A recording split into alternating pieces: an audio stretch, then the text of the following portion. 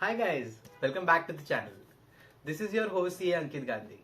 Graduation तो हो गया, लेकिन अब कोई अच्छी सी जॉब पकड़ के सेटल हो जाओ। आई एम श्योर आप में से बहुत लोगों के पेरेंट्स ने आपको ये डायलॉग बोला होगा। जॉब करे या बिजनेस ये तो आपकी चॉइस है, लेकिन आपके सैलरी स्लिप में पीएफ होना ये गवर्नमेंट की चॉइस है। तो गाइज आई एम श्योर आप में से जो भी सैलरीड लोग होंगे, आपके सैलरी स्लिप या ऑफर लेटर में आपने पीएफ ऐसा डिडक्शन देखा ही होगा।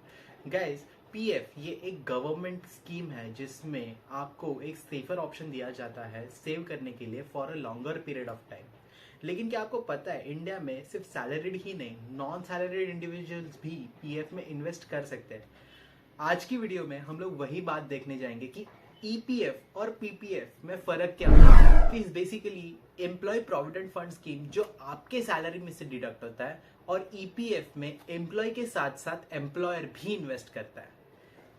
PPF is a scheme which is known as public provident fund, जिसमें सिर्फ एम्प्लॉय ही नहीं, इंडिया का हर एक सिटीजन इन्वेस्ट कर सकता है। लेकिन गाइस ईपीएफ और पीपीएफ में कुछ बेसिक डिफरेंसेस होते हैं। गाइस ईपीएफ ये सिर्फ सैलरीड एम्प्लॉयज ही इन्वेस्ट कर सकते हैं, कोई भी अदर इंडिविजुअल जो सैलरीड नहीं है वो ईपीएफ में इन्वेस्ट नहीं कर सकता। लेकिन पीपीएफ में salaried as well as non salaried individuals दोनों भी पीपीएफ में इन्वेस्ट कर सकते हैं। यूजुअली ईपीएफ में एम्प्लॉय अपनी 12% ऑफ बेसिक प्लस डीए, ये भले कैलकुलेशन आपको ना पता हो, लेकिन ईपीएफ में एम्प्लॉय प्लस एम्प्लॉयर दोनों सेम अमाउंट इन्वेस्ट करते हैं। लेकिन पीपीएफ में गाइस गवर्नमेंट आपको ईयरली 1.5 लाख का डिडक्शन अंडर सेक्शन 80C देता है just because you are investing in provident fund. Basically PPF में गाइस 15 इयर्स का लॉक इन होता है, वेयर एज ईपीएफ में यूजुअली आप रिटायरमेंट तक इन्वेस्ट कर सकते हो। गाइस ईपीएफ से पार्शियल विड्रॉल्स अलाउड है, लेकिन स्पेसिफिक रीजंस के लिए, जैसे कि medical emergency, marriage, home loan, ऐसे रीजंस के लिए आप ईपीएफ से पैसे निकाल सकते हो।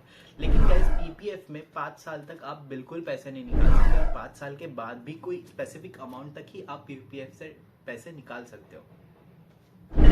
ईपीएफ सिर्फ एक सैलरीड इंडिविजुअल्स के लिए स्कीम है, तो अगर आप 2 महीने से ज्यादा अनएम्प्लॉयड हो तो आप ईपीएफ से अपने सारे पैसे निकाल सकते हो। लेकिन पीपीएफ में आपको 15 इयर्स का लॉक इन तो है ही। फाइनली इंटरेस्ट रेट की अगर बात करें तो ईपीएफ का इंटरेस्ट रेट पीपीएफ से ज़्यादा है। ईपीएफ का इंटरेस्ट रेट एनुअली डिसाइड होता है, वेरस पीपीएफ का इंटरेस्ट रेट क्वार्टरली डिसाइड होता है। दोनों ही schemes guys long term goals के लिए अच्छी है, और आप दोनों ही स्कीम में आप लॉन्ग टर्म के लिए इन्वेस्ट करने के बारे में सोच सकते हैं।